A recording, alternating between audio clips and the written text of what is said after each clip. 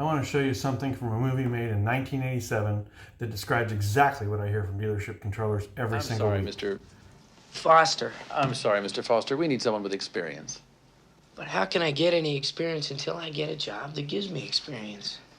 If we gave you a job just to give you experience, you'd take that experience and get a better job.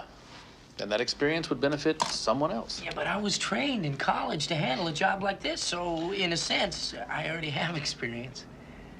What you've got is college experience, not the practical, hard-nosed business experience we're looking for. If you joined our training program out of high school, you'd be qualified for this job now. And why did I go to college? Had fun, didn't you?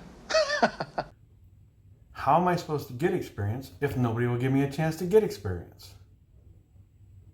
That was 1987, and I promise you, we are still having that exact conversation today.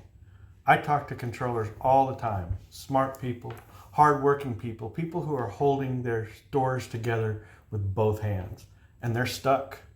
Not because they're not capable, but because nobody showed them what the next step looks like.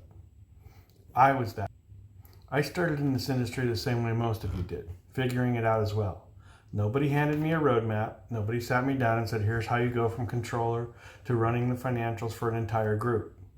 I had to earn that. And the thing that moved me forward faster than anything else was in the seminar. It wasn't a certification.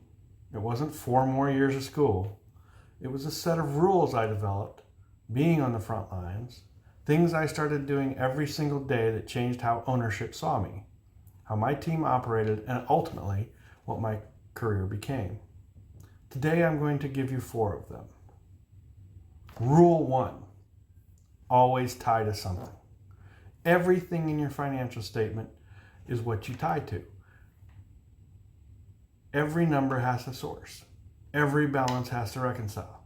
This sounds basic, but you'd be amazed how many controllers are presenting numbers, deciding on issues that they can't fully explain, and the ownership knows it. They may not say it out loud, but they feel it. When your numbers always tie, when you can trace every dollar from a deal back to the DMS, back to the statement, you become the most trusted person in the building. Not because you're perfect, but because you're precise. Start there. If it doesn't tie, you don't move on. Until that happens, you can't have any confidence in your number. And that's rule 2. Have confidence in your numbers. This one is harder than it sounds because confidence only comes when you've done the work to earn it. I've seen controllers get destroyed in an asset meeting or a staff meeting because they weren't sure of their own report. Ownership asks one question and suddenly the controller is backpedaling, qualifying, second guessing. And here's the truth. If you've tried everything, if you've reconciled, if you've done the work, stand behind your numbers. Don't apologize for them. You didn't create them. This isn't a story. You're simply producing numbers that actually tie to what's on the financial. When you walk into that meeting and you know your number's cold, you stop being the person who reports the results and you start being the person that explains the business. That's a completely different seat at the table. Number 3, get ahead of the curve. The controller who only reports what happened is always behind. The controller who sees what's coming is invaluable. It means you're not waiting until the 15th to close the books. It means you're watching your floor plan aging before it becomes a problem. It means you're flagging the trend before it hits the bottom line. Ownership doesn't need a historian. They need someone who can read the field and tell them what's coming. When you get ahead of the curve, you stop being overhead and you start being a strategy. That's when your career changes. Finally, why are you there? Why do they pay you? Yeah, they pay you to produce the financial, but ultimately, rule 4, help them find solutions.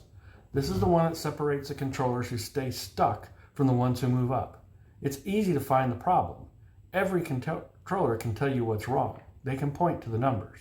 They may even have the confidence because they have tied to the financial properly. But the ones who get noticed, who get promoted, who get called into the room are the ones who walk in with a problem in one hand and a solution in the other. You don't have to have all the answers. You have to be in the business of finding them. When ownership knows you're not just going to drop a problem on their desk and walk away, you become someone they can't afford to lose. 4 rules. Always tie to something. Have confidence in your numbers. Get ahead of the curve and help find solution.